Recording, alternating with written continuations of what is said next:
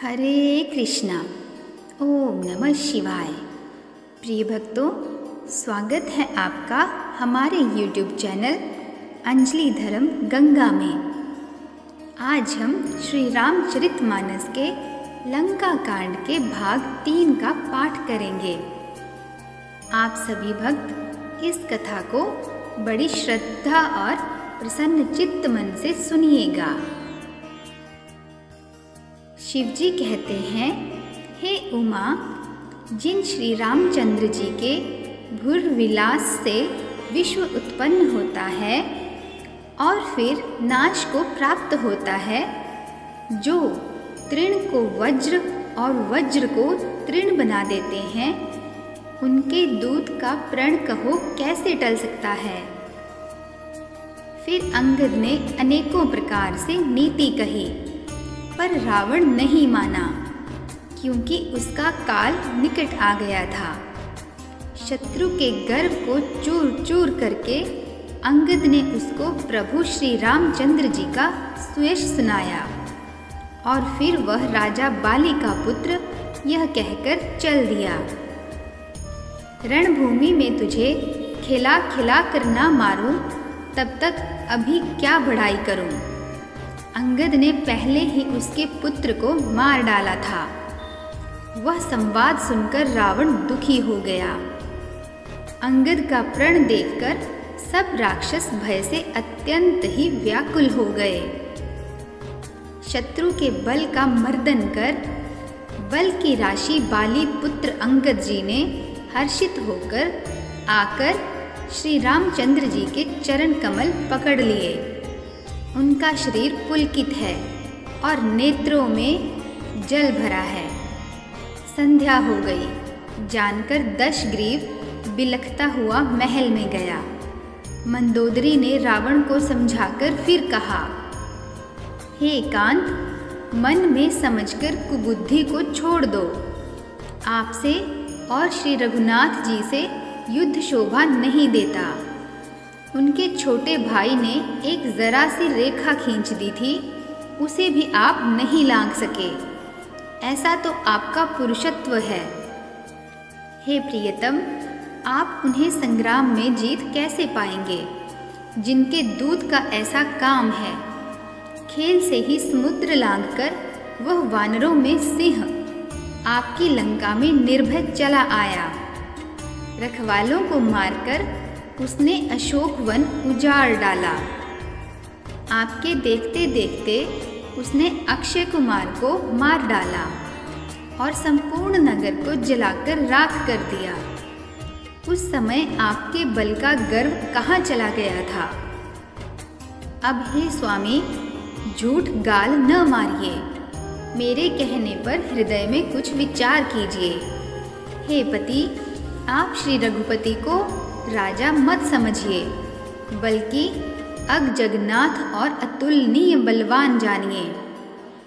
श्री राम जी के बाण का प्रताप तो नीच मारीच भी जानता था, परंतु आपने उसका कहना भी नहीं माना।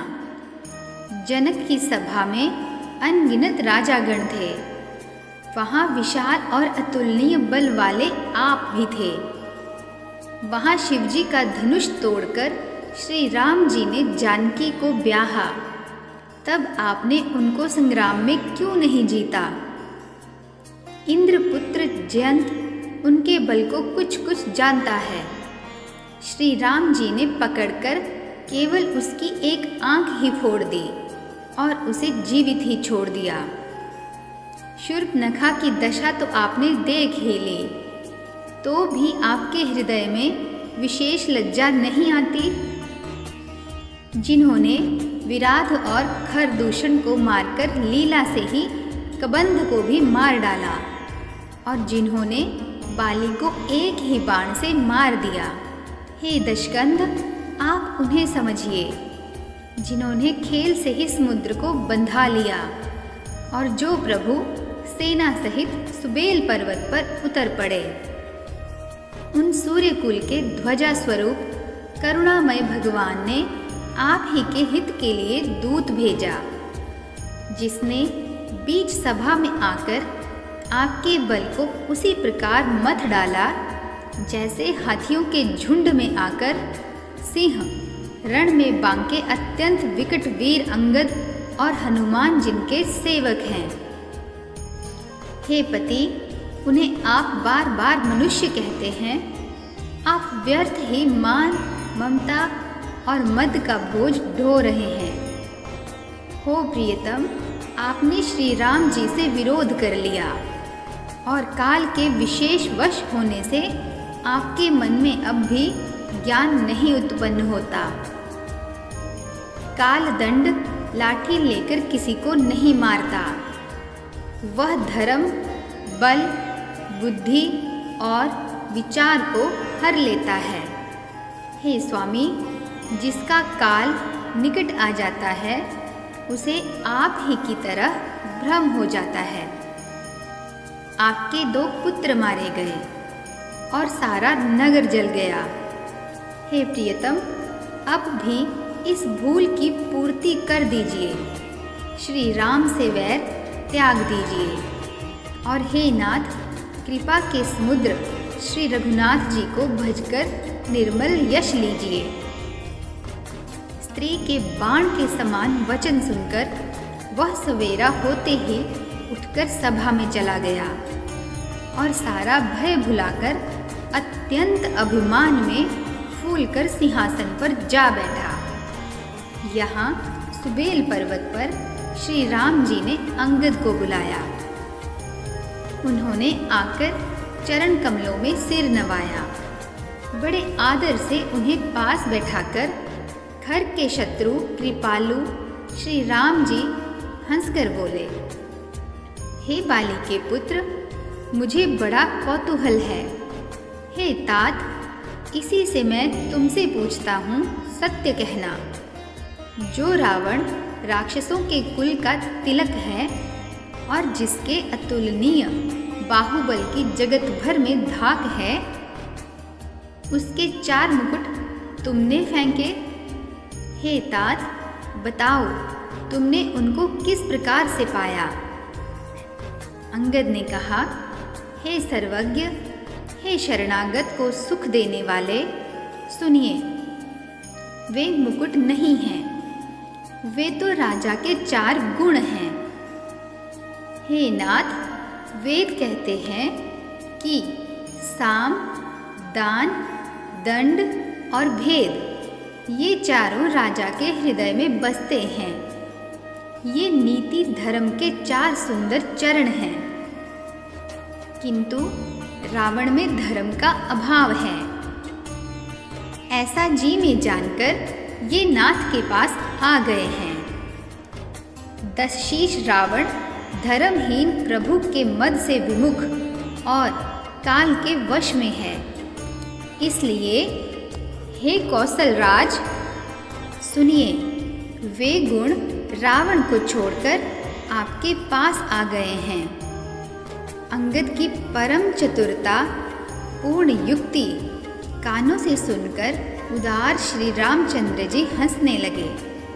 फिर बाली पुत्र ने किले के सब समाचार कहे। जब शत्रु के समाचार प्राप्त हो गए, तब श्री रामचंद्र जी ने सब मंत्रियों को पास बुलाया और कहा, लंका के 4 बड़े विकट दरवाजे हैं, उन पर किस तरह आक्रमण किया जाए, इस पर विचार करो।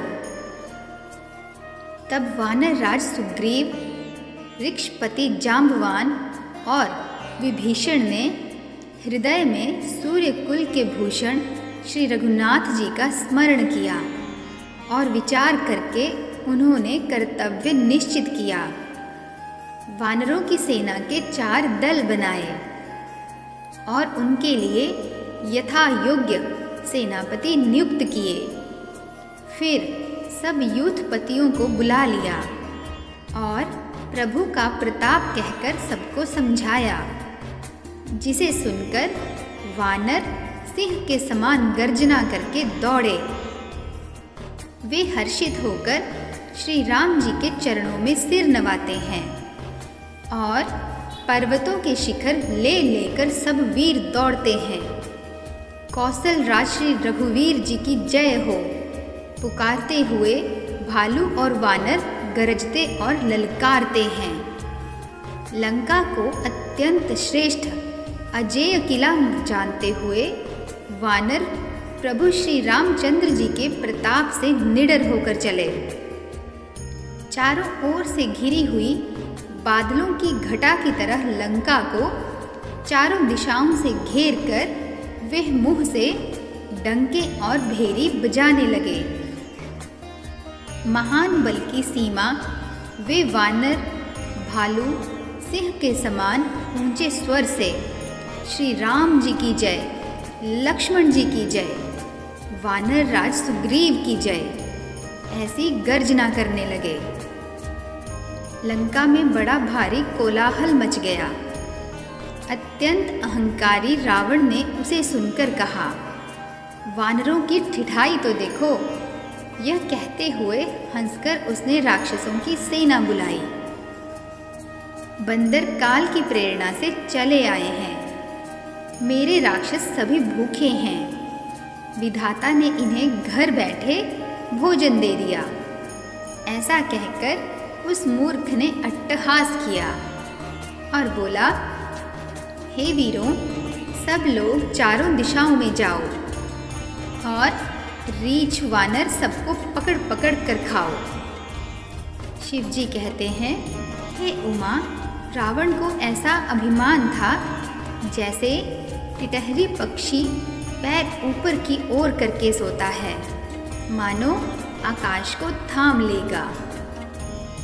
आज्ञा मांगकर और हाथों में उत्तम भिंदी पाल, सांगी, तोमर, मृदंग, प्रचंड फरसे, शूल, दो धारी तलवार, परिघ और पहाड़ों के टुकड़े लेकर राक्षस चले।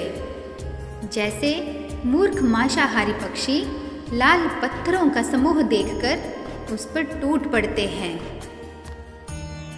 पत्थरों पर लगने से चोंच टूटने का दुख उन्हें नहीं सूझता, वैसे ही ये बेसमझ राक्षस दौड़े। अनेकों प्रकार के अस्त्र शस्त्र और धनुष बाण धारण किए करोड़ों बलवान और रणधीर राक्षस वीर परकोटे के कंगूरों पर चढ़ गए। वे परकोटे के कंगूरों पर कैसे सुशोभित हो रहे हैं, मानो सुमेरु के शिखरों पर बादल बैठे हों। जुझाऊ ढोल और ढंके आदि बज रहे हैं, जिनकी ध्वनि सुनकर योद्धाओं के मन में लड़ने का चाव होता है। अनगिनत नफीरी और भेरी बज रही है, जिन्हें सुनकर कायरों के हृदय में दरारें पड़ जाती हैं। उन्होंने जाकर अत्यंत विशाल शरीर वाले महान योद्धा वानर और भालुओं के ठट्ठ देखे। देखा कि वे रीछ वानर दौड़ते हैं, औघट घाटियों को कुछ नहीं गिनते, पकड़कर पहाड़ों पर फोड़कर रास्ता बना लेते हैं। करोड़ों योद्धा कटकटाते और गरजते हैं, दांतों से होंठ काटते और खूब डपकते हैं। उधर रावण की ओर इधर श्री राम जी की दुहाई बोली जा रही है। जय जय जय की ध्वनि होते ही लड़ाई छिड़ गई।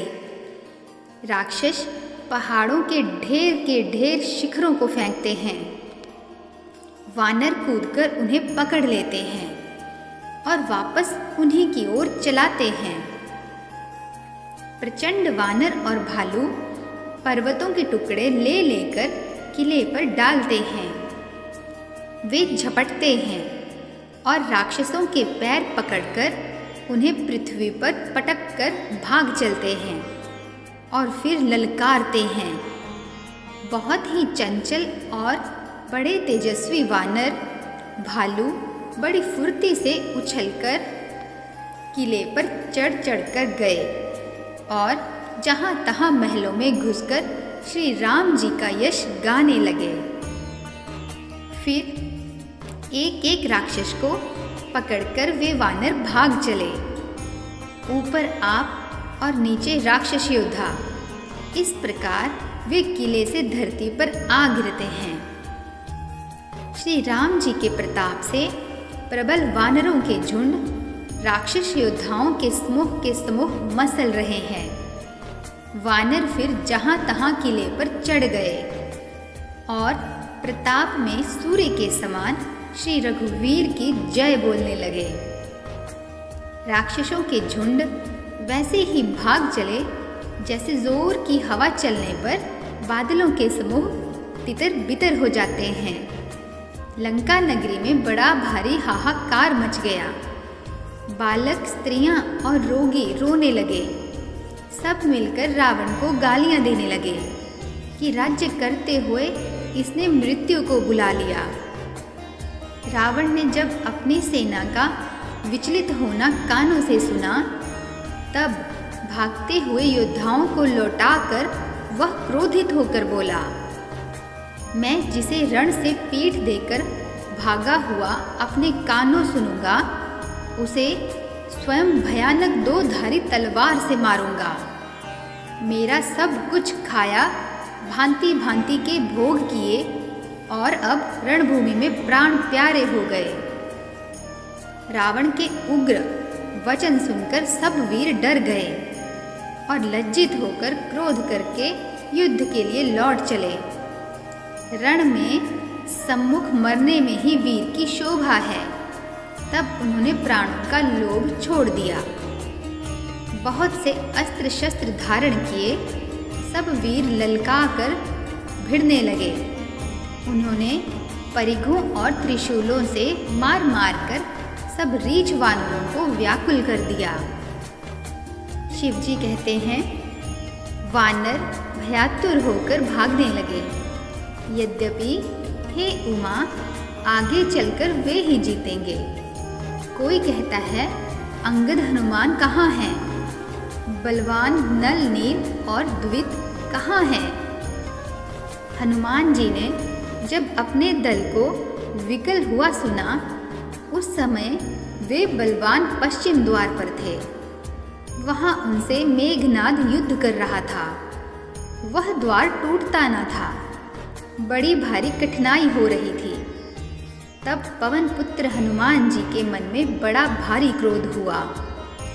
वे काल के समान योद्धा बड़े जोर से गरजे और कूदकर लंका के किले पर आ गए और पहाड़ लेकर मेघनाद की ओर दौड़े।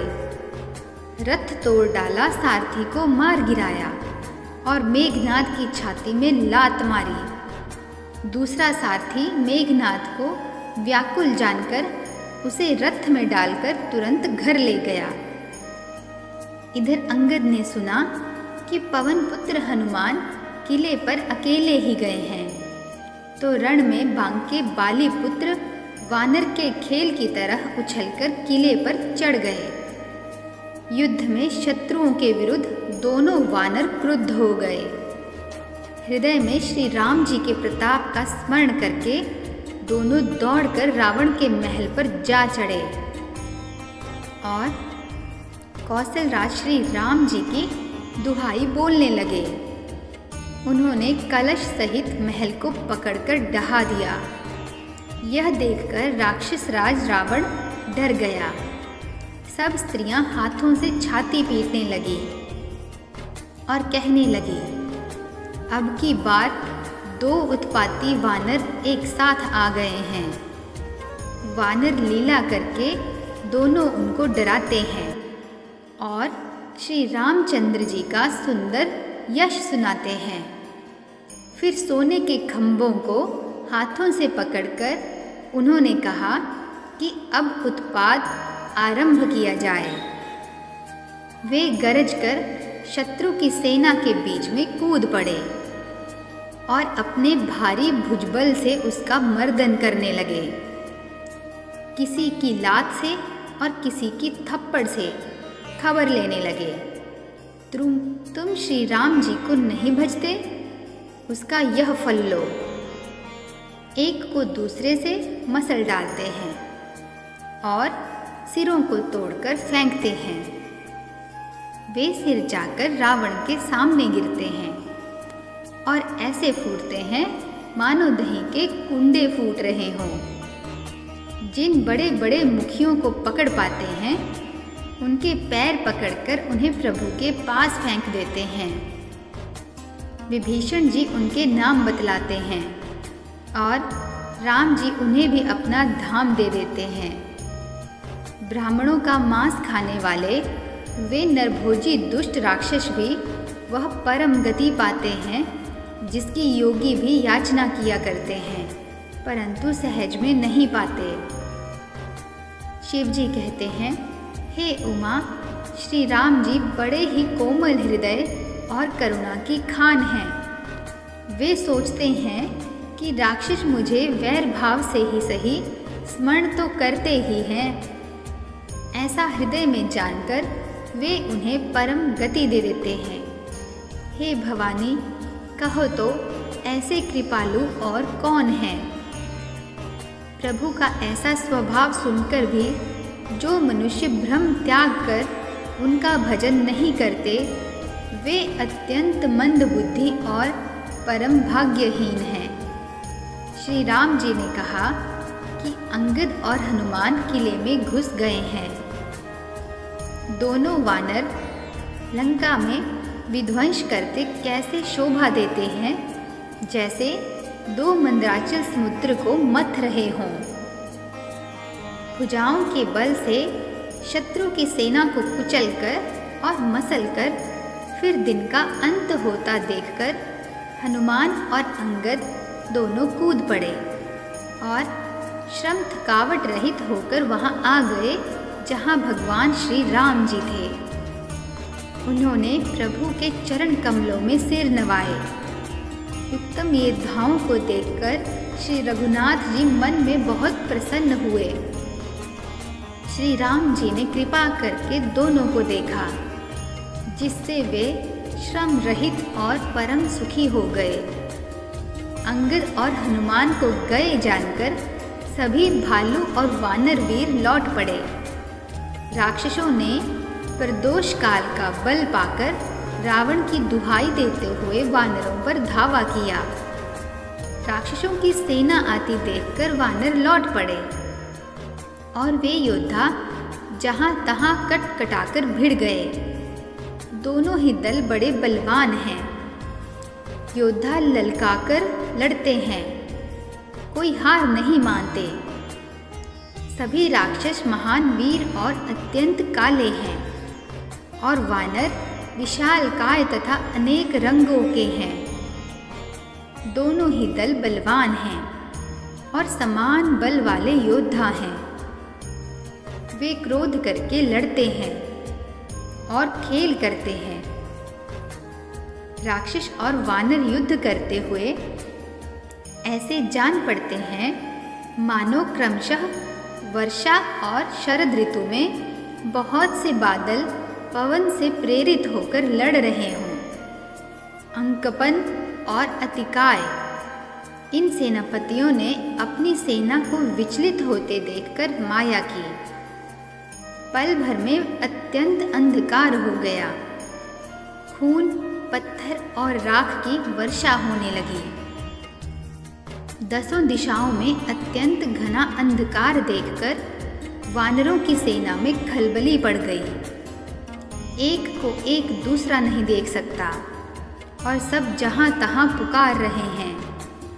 श्री रघुनाथ जी सब रहस्य जान गए। उन्होंने अंगद और हनुमान को बुला लिया और सब समाचार कहकर समझाया। सुनते ही वे दोनों कपिश्रेष्ठ क्रोध करके दौड़े। फिर कृपालु श्री राम जी ने हंसकर धनुष चलाया और तुरंत ही अग्नि बाण चलाया, जिससे प्रकाश हो गया, कहीं अंधेरा नहीं रह गया। जैसे ज्ञान के उदय होने पर सब प्रकार के संदेह दूर हो जाते हैं। भालू और वानर प्रकाश पाकर श्रम और भय से रहित तथा प्रसन्न होकर दौड़े।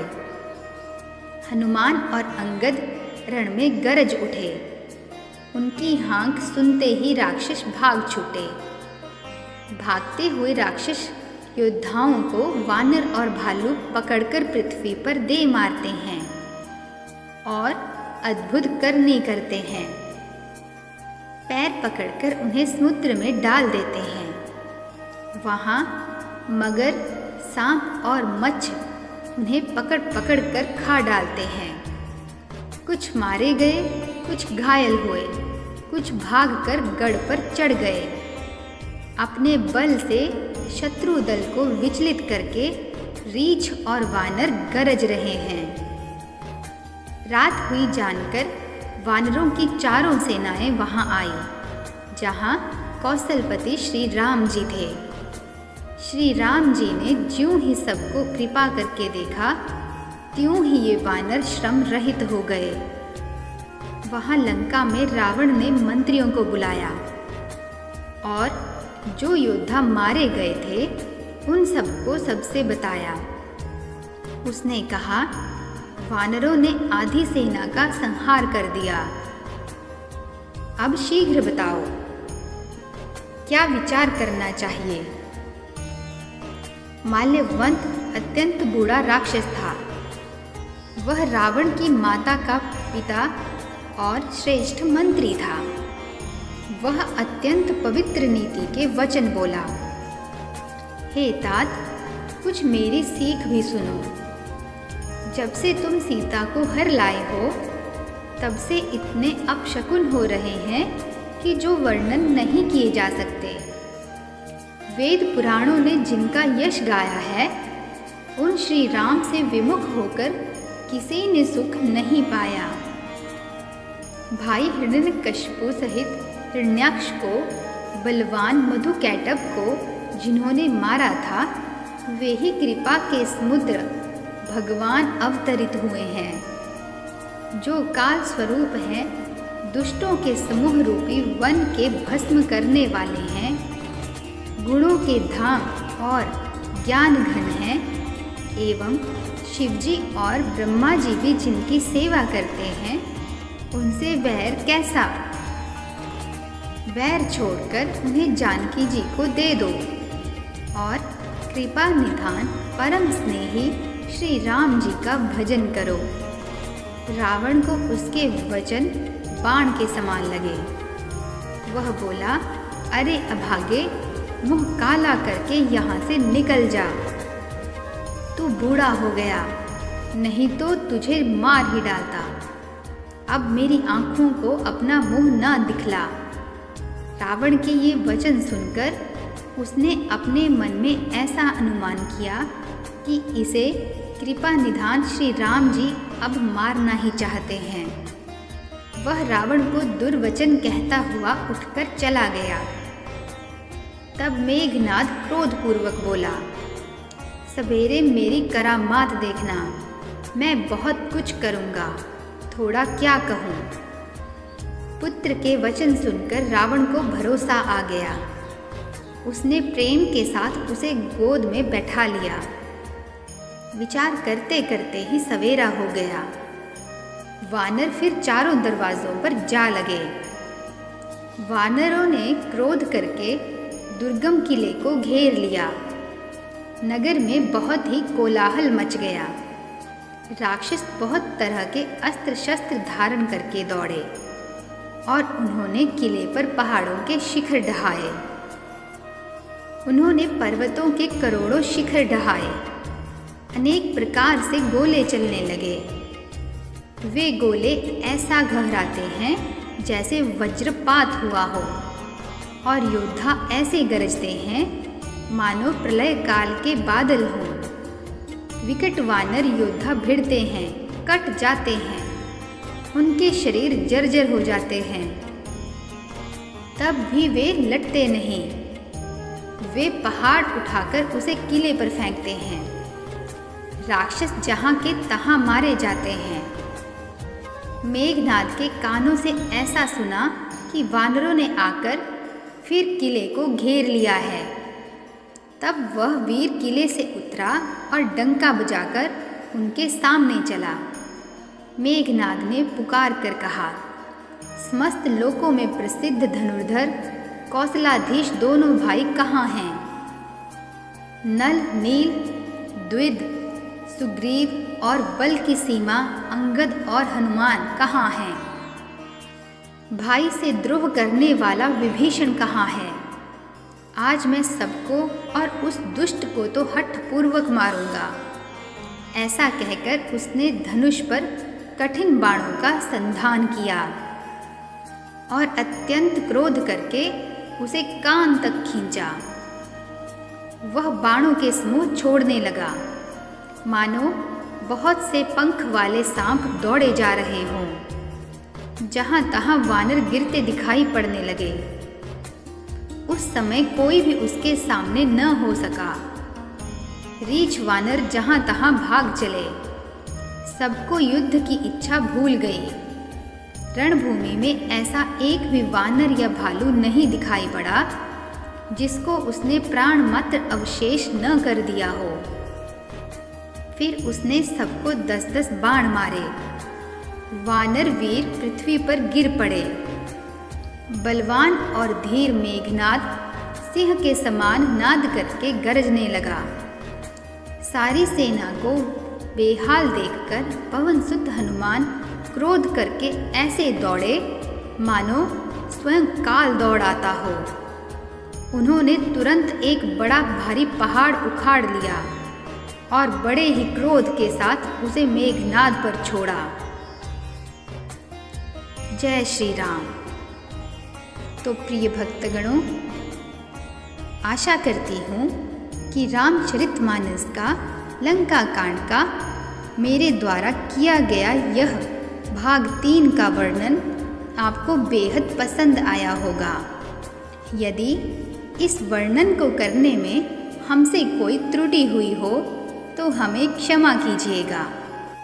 और यदि आपको यह वर्णन पसंद आया हो तो चैनल को लाइक, शेयर तथा सब्सक्राइब अवश्य कीजिएगा। कल हम लंका कांड के भाग 4 का श्रवण करेंगे। मिलते हैं नेक्स्ट वीडियो में। तब तक के लिए नमस्कार। जय श्री राम।